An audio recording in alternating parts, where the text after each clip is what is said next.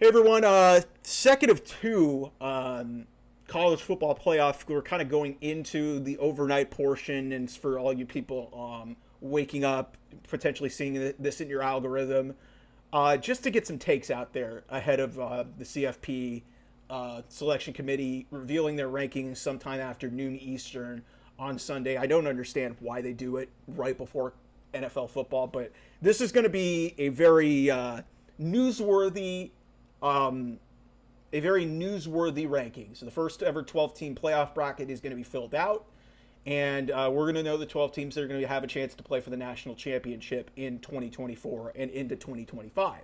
So there really is no drama really at the top now. With Clemson winning, there could be some drama as Clemson could get that bye, but I think Oregon is locked in as the 1 seed. They're 13-0. They're the only undefeated team. Georgia beats Texas in the SEC championship. That's one of the bases for this video, so hang on a second. Georgia beats Texas. Georgia will be the 2 seed. 3 and 4 probably ASU, Boise State, or ASU. I think is in. It's between Boise and Clemson for me for that second one, and I think it should be Boise based off of their season. I get scared that Clemson is probably going to get the benefit of the doubt because they won a Power 4 conference, and the Mountain West isn't considered a Power 4 conference, so I think they're going to try and find an excuse to maybe throw Clemson up there. So really the top 4 is not up for debate. But that's really what I want to talk about is the rest of the other 8 teams that are going to make up this thing. Because it's really not much drama. SMU and Alabama is really going to be the top discussion point. But I think we're forgetting about an SEC team that, honest to God, what the hell have they done this year? And it's Texas. Texas, let's look at this for a second. Texas finishes the season 11-2 playing for a conference championship. I think just based off that alone, making it to the SEC championship, the most powerful conference in college football, making it to the championship game, I think that is enough grounds to get them to the playoff. But if you look at this schedule, if you look at what Texas has done this season, their best win is probably at Michigan week 2 by almost 20 points. They lost at home to Georgia.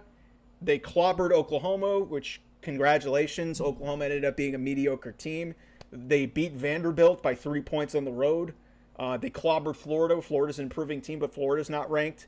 And then they go on the road at the end of the year and beat a Texas A&M team that I think was kind of overrated to get to this spot and earn their way into the SEC championship. But they lost their 2 most important games of the season to Georgia. They lost their 2 most important games of the season to Georgia, and they lose 22-19 in overtime. Here's why I'm really questioning. Look, let's get this out of the way. Texas is going to make the college football playoff. They are going to make it by default. Like I said, I think making the SEC championship the most powerful conference in all of college football and playing for that championship means something, and they went to overtime. But let's look at the circumstances of what happened. Carson Beck, Georgia's quarterback, goes out in the first half. They're playing a backup quarterback. They were the dominant team for most of this game, and yet only mustered 19 points and lost to a backup quarterback and a one-armed quarterback handing off the ball for the game-winning touchdown.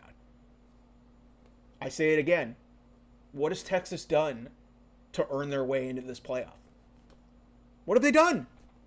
You beat your rival Oklahoma. Congratulations. You beat your rival Oklahoma by 31 points. Great. Oklahoma didn't have a good year. You beat Michigan. And that's another reason why I think they're going to get in, is because a team that they're probably going to be ranked ahead of, Ohio State, lost to Michigan at home. Texas went to Ann Arbor and clobbered Michigan. Granted, it was the second week of the season, but still. But look at this. Colorado State, UTSA, UL Monroe, Mississippi State, Oklahoma, Georgia, Vanderbilt, Florida, Arkansas, Kentucky, Texas A&M, and then Georgia again. Their most important games of the season this year were against Georgia, and they lost them both. They got killed at home by Georgia. And then they lose this game to Gunner Stockton. Some people will joke, man, John Stockton's got a kid playing for Georgia. It's not John Stockton. Okay. They lose to Gunnar Stockton, not to Carson Beck. And also, Carson Beck had one arm and handed off the football for the game-winning touchdown. Texas is going to make it, but I'm not convinced that they're one of the 12 best teams in this field. And frankly, they should be hovering over the consideration to be hosting a game. It's on the border. It really is.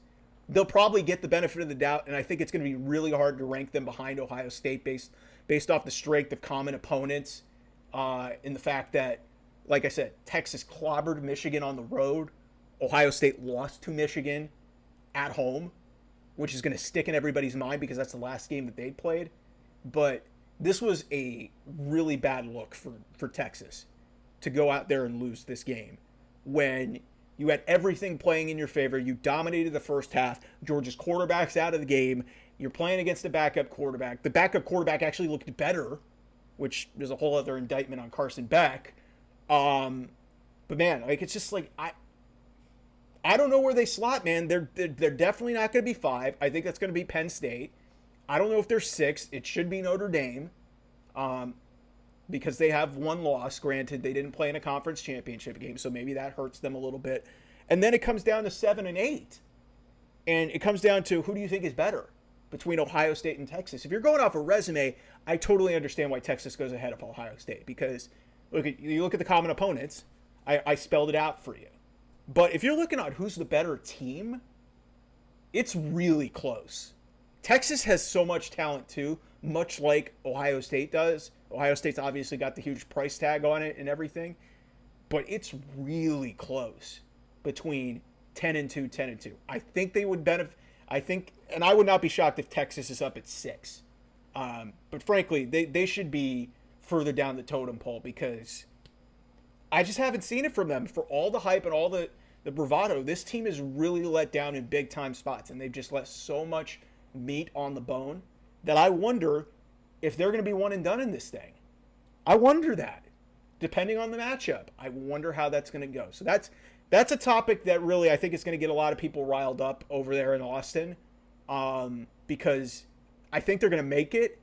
I just don't know how good they are. And frankly, if this were any other year and this were a more loaded field, they might get knocked out of this thing, because, again, nothing on their resume. A win over A&M on the road at the end of the year. An A&M team that's overrated and is not ranked right now, as far as I can recall right now. So, and then you beat Michigan. Michigan's your best win. Congratulations. You have that on Ohio State. All right. Anyway, enjoy the rankings. I'll probably have some reaction to this. Somebody's going to be pissed off. So, anyway, I'll talk to you guys soon.